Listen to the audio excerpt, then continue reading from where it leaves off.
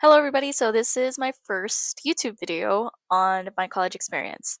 I know a lot of high school seniors are actually worried about the college process right now, how to apply to college, where to find scholarships, how to manage your time, and how to be a kid.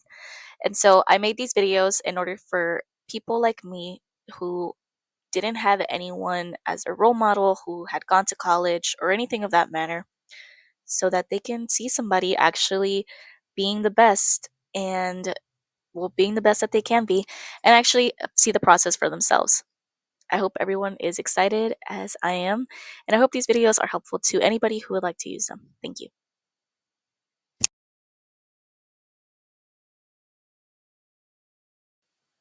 So, before anything, I wanted to introduce myself as to why I believe I'm qualified to talk about these things. I am Cecile Lopez. I graduated from UT Austin back in 2022. Hook 'em horns. And I was a double major in psychology and Mexican American Latino studies with a double minor in public policy and educational psychology. I had a full ride scholarship in college, and it was so much money that I was able to pay my college apartment and pay off my car and help out at home. I was incredibly smart in school, in high school, and I struggled a lot on how to do everything in high school and college. And I wish a lot of these tips that I'm giving you guys was given to me. So let's get into it.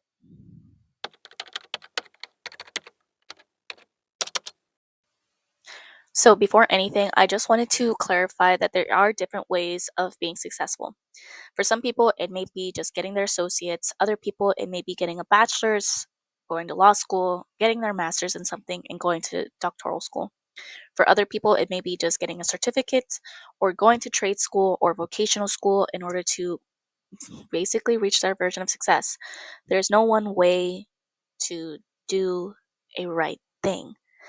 Everyone's version of success is different, and even if you were to go to a law firm and see all the attorneys there, you would see that they all went to different schools. They all took maybe a gap year, or maybe some of them traveled and they graduated school in 6 years. It doesn't matter. At the end of the day, everyone's journey is different, and we should all respect it and be kind to one another. Thank you. So, like I said, a lot of high school seniors right now, they're applying to college. But one of the biggest things that they are already so confused at with the application process is picking a major. So, what is a major?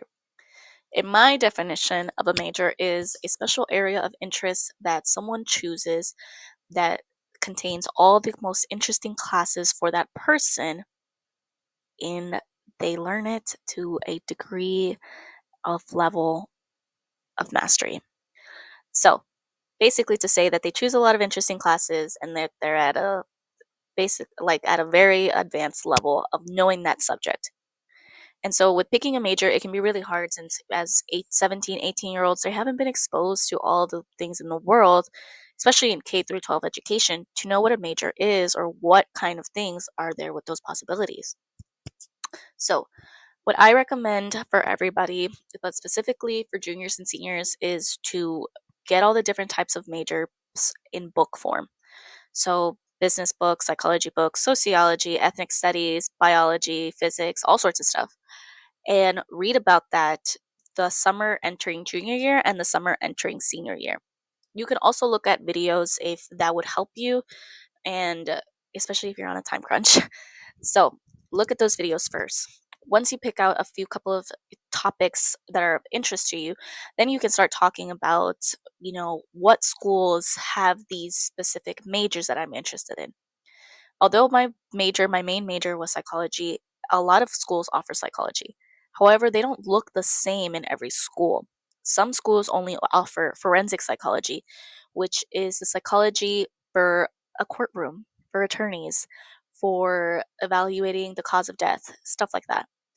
Other colleges only offer type of stuff of like family, development of attachment, uh, child abuse psychology, sociology, stuff of the matter of the family. And that's where it can be kind of confusing.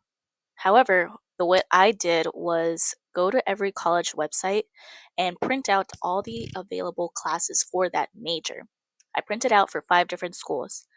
I printed out for UT Austin, Stephen F. Austin, Texas A&M, Texas A&M at Commerce, and University of North Texas. I was highlighting all the different classes that I was interested in for the psychology major. Of course, since I was interested in other majors and other classes, because you do have to take electives in college, I also did the same thing for those.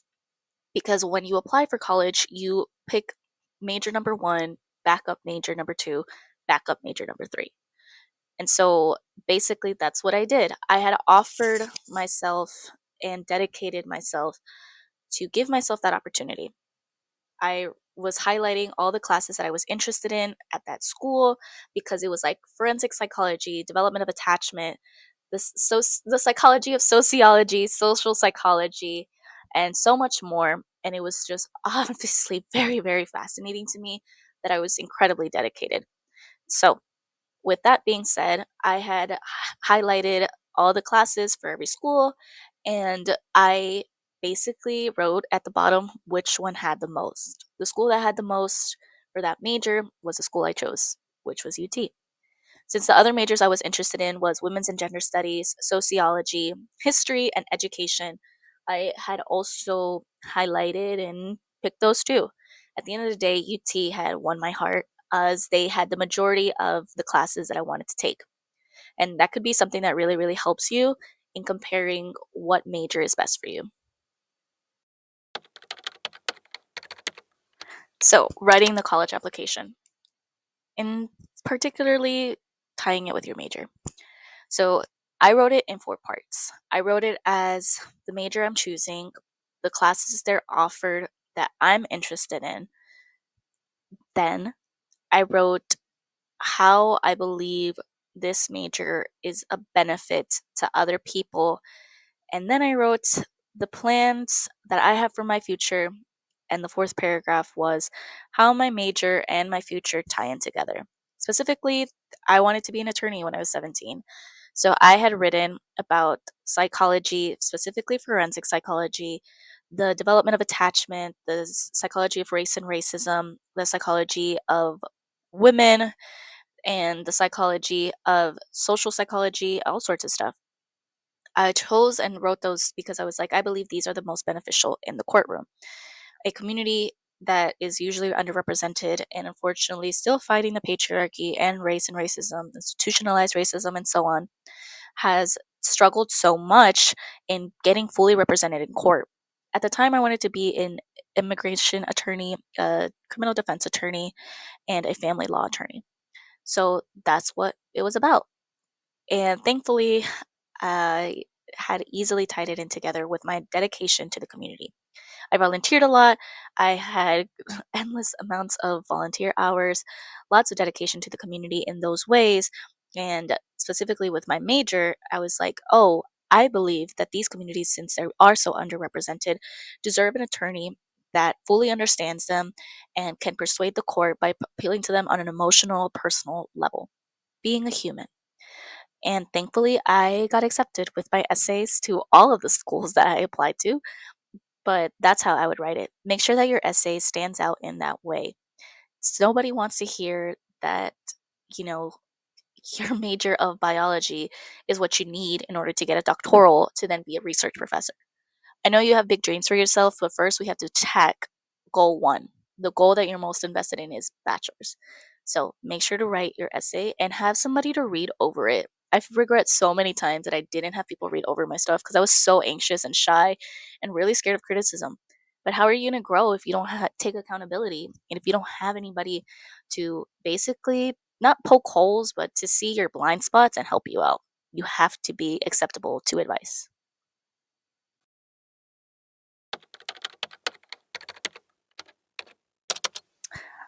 For those of you who don't know, you can apply to scholarships as soon as elementary school.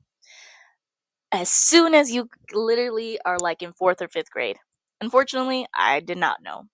I was cramming all those scholarship applications, those scholarship videos, boosting up my GPA, all those types of things. My senior year of high school. It was incredibly stressful, and I don't recommend it to anybody. But either way, I do recommend to break down the assignment. You still have to make an outline, you still have to proofread your essay, you still have to take time to get your transcripts. Sometimes you need letters of recommendation and all that stuff. So, what I always recommend is to break down those assignments and make sure that you make a calendar. I know everything is digital now, and I really hate digital, but unfortunately, I have a really bad memory. So, I do everything digital and on paper to help me. And whether it's an ugly essay that's a really ugly rough draft, or an outline, or even a sketch of the video that you want to do for your scholarship video essay, you can definitely do that. Don't be intimidated, okay? There are so many opportunities for you out there. And I will make a video specifically on the scholarship part, so watch out for that.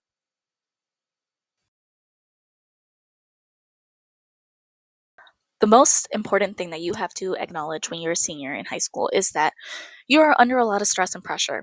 Unfortunately, a lot of us need mental health resources at that time, and we feel like we're all alone dealing with all these battles and dealing with all these responsibilities. Sometimes our parents aren't understanding of the process of applying to college and the stress we're under, but the best thing I can do and recommend is to communicate with everybody, whether it's the family, whether it's your friends that are younger or older than you, and also have a group of friends that you can rely on for you guys to study for the SATs if you need to take it again, to help you apply for college applications, or to help you and proofread each other's scholarships.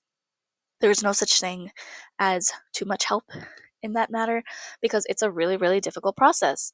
So always, always take care of yourself in the aspect of eating right, going to the gym. You can also get one of your friends to be your gym buddy so that you guys can work out the stress that you're under.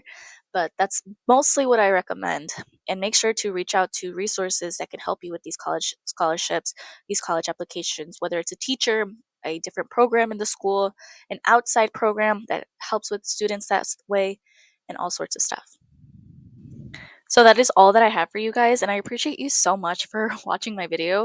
If you have any questions about the college process, about being a college student, of post grad life, applying to grad school, whatever the case may be, let me know in the comments. I am really, really excited for this series, and I will be more consistent with it, and will be publishing the videos every Thursday. So I hope you guys are excited. Also, excuse my dog, he likes to step on me. And if anybody has any questions of any sorts, I can definitely help. Click and follow for more. Follow me on YouTube and follow me on TikTok. Bye, y'all.